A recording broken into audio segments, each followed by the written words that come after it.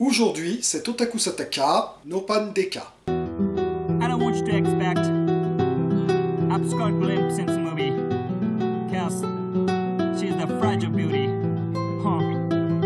Minasan konnichiwa, perfetti Guillaume des. Vous vous souvenez peut-être de Chisato Morishita, qu'on avait vu dans le premier volet des Spy Girl Daisseksen, et plus brièvement dans le deuxième épisode spécial de Uramiya Honpo. Eh bien nous la retrouvons aujourd'hui dans un autre mélange de comédie policière et de vidéos de gravure idole, appelé No Pan Deka, ce qu'on pourrait traduire par l'inspectrice sans culotte.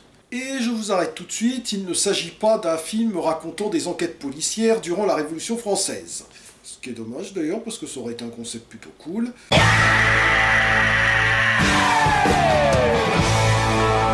Et oui, je sais, cette toile de Delacroix fait référence à la Révolution de Juillet en 1830 et pas à la Révolution française de 1789, mais vu que tout le monde fait la faute, je vois pas pourquoi moi je ferais un effort. Non, en fait, ici, le terme sans culotte est plutôt à prendre au sens... héroïne de Manara. Encore que Manara a fait une BD sur la Révolution française. Ouais, donc mauvais exemple, oublié. Plongeons-nous donc dès maintenant dans ce diptyque au concept assez... culotté. Ikuzo!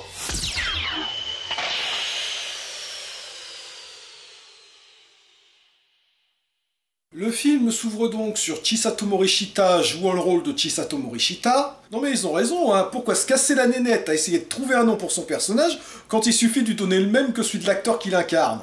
Connerie. Sean Connery. Bon évidemment, si on change d'acteur ensuite, c'est un peu chiant. Je disais donc que le film s'ouvre sur Chisato sous la douche. Comme ça au moins le ton est donné dès le départ, c'est bien.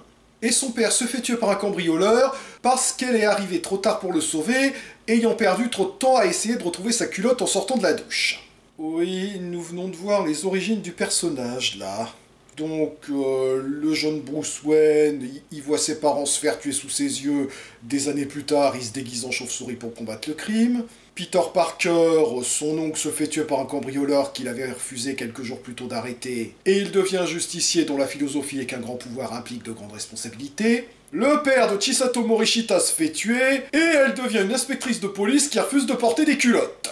Pourquoi ai-je l'impression qu'une de ces trois origines ne risque pas de devenir un classique ? Bon, ceci dit, malgré la mention sur l'écran de Chisato Morishita a été filmé sans culotte, on est bien obligé de les croire sur parole.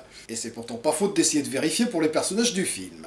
Au passage d'ailleurs, j'imagine bien les spectateurs qui regarderaient le film image par image dans l'espoir d'entreapercevoir une absence de culotte, et surtout leur réaction si jamais ils découvraient que l'actrice en portait une. Remboursez nos invitations. Bref, son supérieur la charge d'enquêter sur un suspect dans une affaire de meurtre, et son partenaire en profite pour lui demander pourquoi elle ne porte pas de culotte, et on revoit donc des extraits de la scène d'intro. Ok, je vais sans doute poser une question idiote, hein, je suis pas monteur, mais pourquoi nous passer deux fois la scène, même pas en entier d'ailleurs?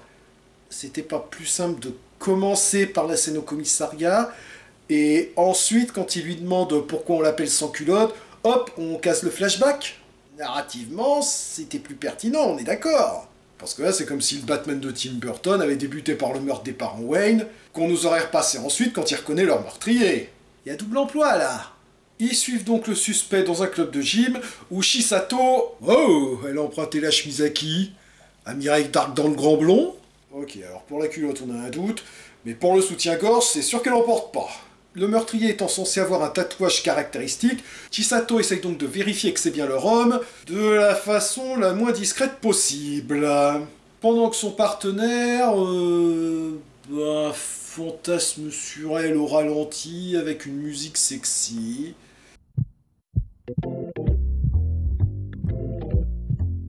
Ok...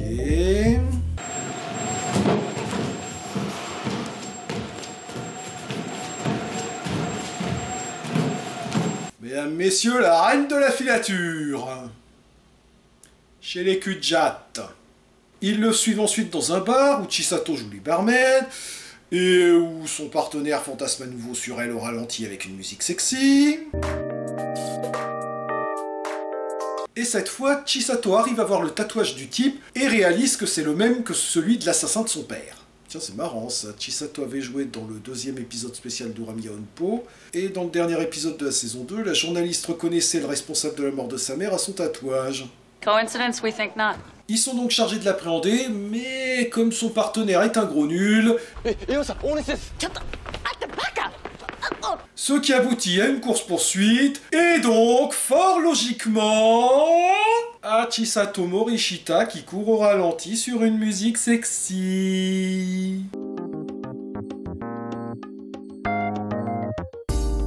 Et toujours pareil quand elle s'arrête parce qu'elle est essoufflée.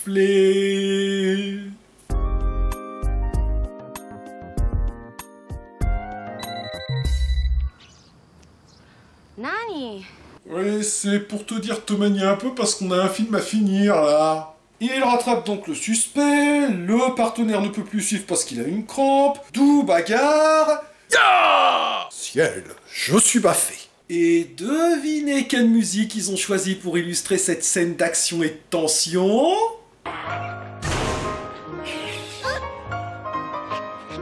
Alors là, félicitations, je n'avais pas entendu une musique aussi inappropriée depuis la berceuse de Patrick Simpson-Jones dans les scènes d'action de Spillvan.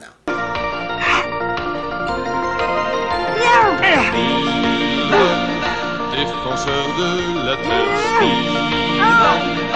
héros de l'univers, En VF, hein, parce qu'en VO, c'est ça.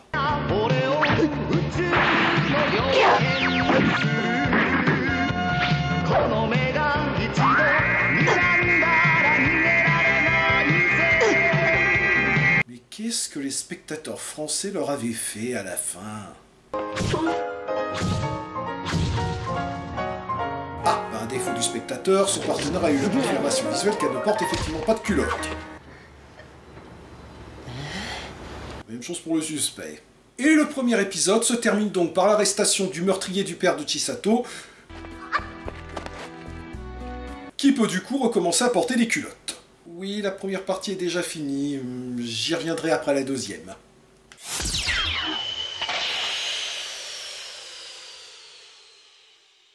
Dans la deuxième partie, le suspect affirme qu'il était contrôlé mentalement. Par une fille portant une robe à pois, je suppose. Non, je dis ça parce qu'il y a une théorie conspirationniste selon laquelle l'assassin de Robert Kennedy... 2 secondes... Siran Bishara Siran, et je suis sûr que je prononce ça comme une vache espagnole, aurait été en fait hypnotisé par une fille portant une robe à pois. Donc, plus tard, alors qu'elle cuisine en sous-vêtements... Ben quoi, vous vous habillez pour cuisiner, vous? Donc, alors qu'elle est en train de se faire des œufs sur le plat...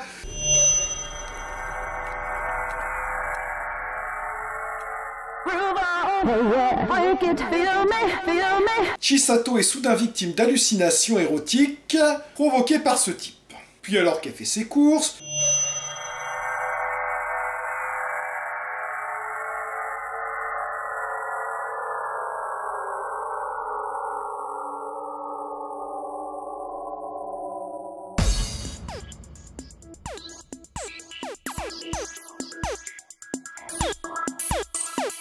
Ok, est-ce que ça va être comme ça à chaque fois? Parce que ça veut vite être saoulant.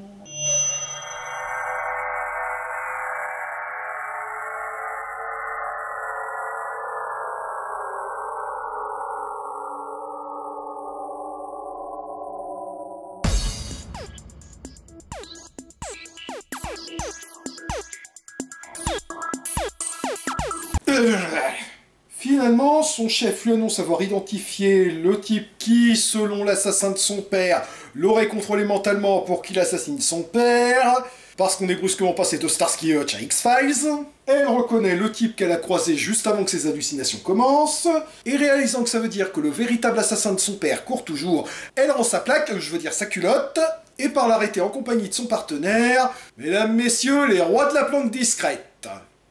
Chez les aveugles. Réalisant qu'il est suivi, oh là là, quelle perspicacité, mais comment a-t-il bien pu le deviner? Il les attire, au même endroit que pour la bagarre finale du premier opus.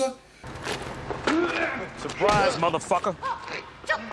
Où on nous refait le coup de la bagarre finale avec musique inappropriée. Au milieu de laquelle Chisato est de nouveau victime d'une hallucination érotique.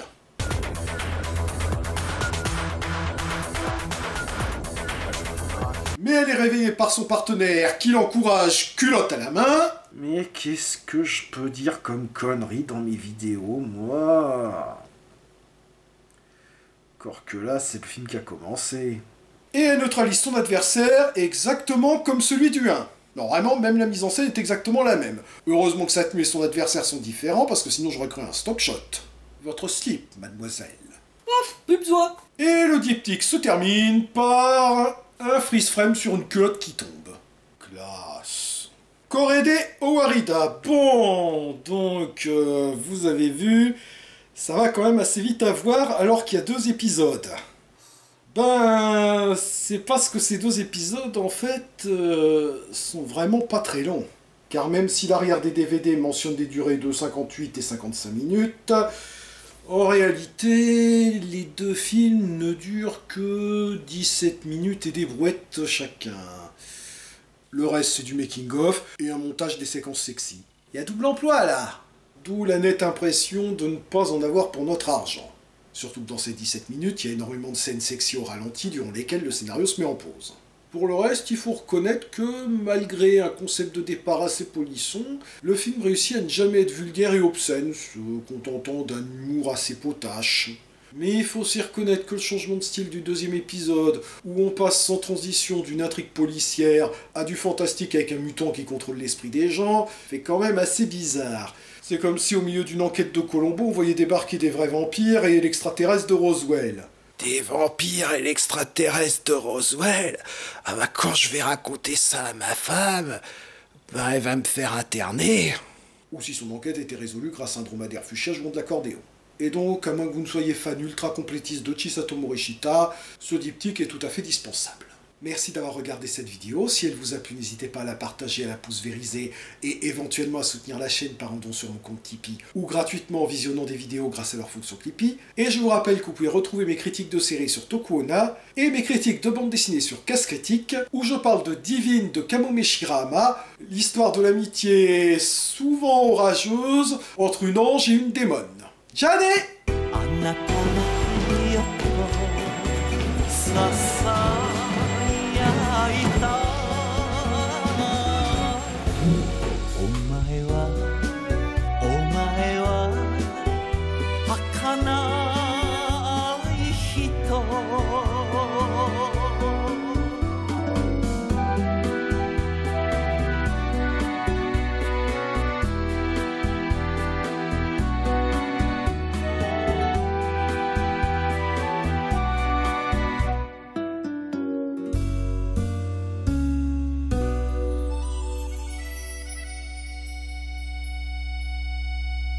J'ai porté un slip pendant toute cette vidéo. Et personne ne s'en est rendu compte.